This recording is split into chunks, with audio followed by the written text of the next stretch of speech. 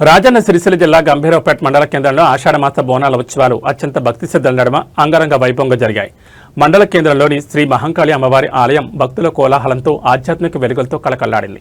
ఆషాఢమాస పండుగ వేడుకల్లో భాగంగా అమ్మవారికి బోనాలు సమర్పించేందుకు భక్తులు పెద్ద ఎత్తున తరలి రావడంతో గంభీరావుపేటలో పండుగ వాతావరణం అంబరాన్ని తాకింది.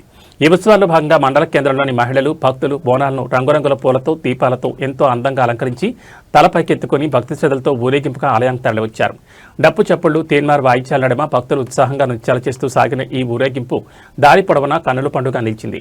అనంతరం మహంకాళి అమ్మవారికి భక్తితో బోనాలు సమర్పించి మొక్కులు తీర్చుకున్నారు. సకాలంలో సమృద్ధిగా వర్షాలు పడాలని, ప్రజలంతా ఆరోగ్యాలతో చల్లగా ఉండాలని కోరుకుంటూ భక్తులు అమ్మవారికి ప్రత్యేక పూజలు నిర్వహించారు. స్థానిక ప్రజాప్రతినిధులు, గ్రామ పెద్దలు, యువకులు మరియు మహిళలు పెద్ద సంఖ్యలో పాల్గొని ఈ బోనాల మహోత్సవాన్ని విజయవంతం చేశారు. ఈ వేడుకలతో గంభీరావుపేట పరిసర ప్రాంతాల్లో ఆధ్యాత్మిక శోభ సంతరించుకుంది.